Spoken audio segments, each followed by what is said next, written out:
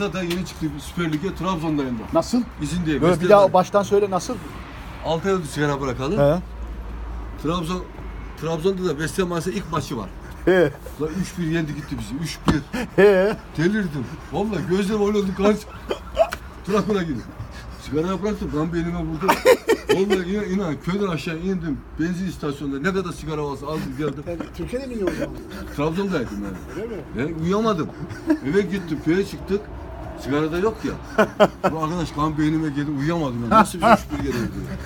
Ondan sonra sigaraya başladım. 6 ay içmiyor muydunuz? 6 ay içmedim Evet. onu, 6 ay içmedim. Baba. İlk defa 6 ay sigara. İyi orada. Bak değil mi? Beynin dönmediği, hani sinirle içti. 1982'den bu Üzüntüden. zamana kadar ilk defa 6 ay sigara içmedim. 82'den. Oo, bayağı. 36 sene içerisinde yani. Ayşe nasıl iyi mi? İyi, o da Hastadan değil yani. o şey sadece şeyden düştü ya, böyle takarken evde. İşte o rahatsızlığı var işte. Ameliyat yaptı omuzda ama omuzda iyi çalışmıyor. Kötü yani. Ama az canlı. Perde tertemiz. Çocuğun da evini yaptık. Merdivenimizde kaldı mı orada? Gitti komşudan da çürük merdiveni. Olacak ya. Merdiven de sakatmış. Kadın da söylememiş ona. Ki ben tutayım diye merdiveni. Koydu merdivene koydu. Merdiven hani koyuyorsun ya. Merdiven yerinde durmuyor. O şekilde merdivene çıktı. Ya ayakta duramayan merdivene çıktı arkadaş. Bir de döşemede şey ya. Laminat ya. Yani Merdivenin üzerine düştü. Ters dönüyor. Of, o kötü işte. Ne oldu? Omuz kemiği kırıldı, bir de sırt kemiği şuradan kırıldı.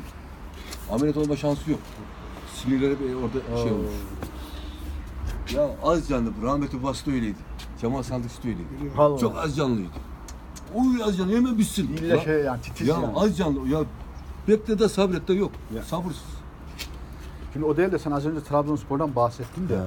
Ama tamam da öyle bir kendini şey yaptın ki karşımızda düşman Fenerbahçeli var. Bunun yanında bari söyleme onu. O değil de. O Espri. değil de. Hasan abi. Vestel Manisa Süper Lig'e yeni çıkmıştı Evet, ya. biliyorum, o Sen maçı takım biliyorum rahat ben. yemen lazım. Ama bize Böyle böyle bizi geldi. 3 maçta 3-1 yendiler ya.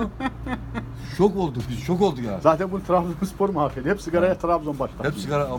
Tansiyonun yükselmesi oldu. Normalde yani Trabzon. Trabzon. Hiç unutma bir sefer de Van Spor geldi bizi yendi 1-0. Ha orada şampiyonluk gitti. 5-0, 5. Fener'den 5 puan ilerideyiz. Van bizi yenince ne oldu, puan farkı 2'ye düştü. Geldi 3 Fener'de. puan gitti ya. Fener'den beraber kalsak yine Anlatma, şampiyonuz. hoşuna gidiyor anlatma. Hasan abi, Fener'le beraber kalsak yine şampiyonuz yani. 1-0'da önce yıkılıyor Trabzon. Adamlar bizi 2-1 yendi. Trabzon oldu sanki atom bombası Sen atarsın. Trabzon'da mıydın o zaman? Trabzon'daydım. Abo. 96'da. Değil mi?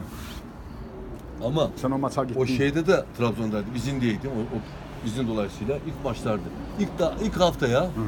İlk şey maçı, açılış maçı. Abi ne kerdi? İyi gidiyor. Nereye gidiyor?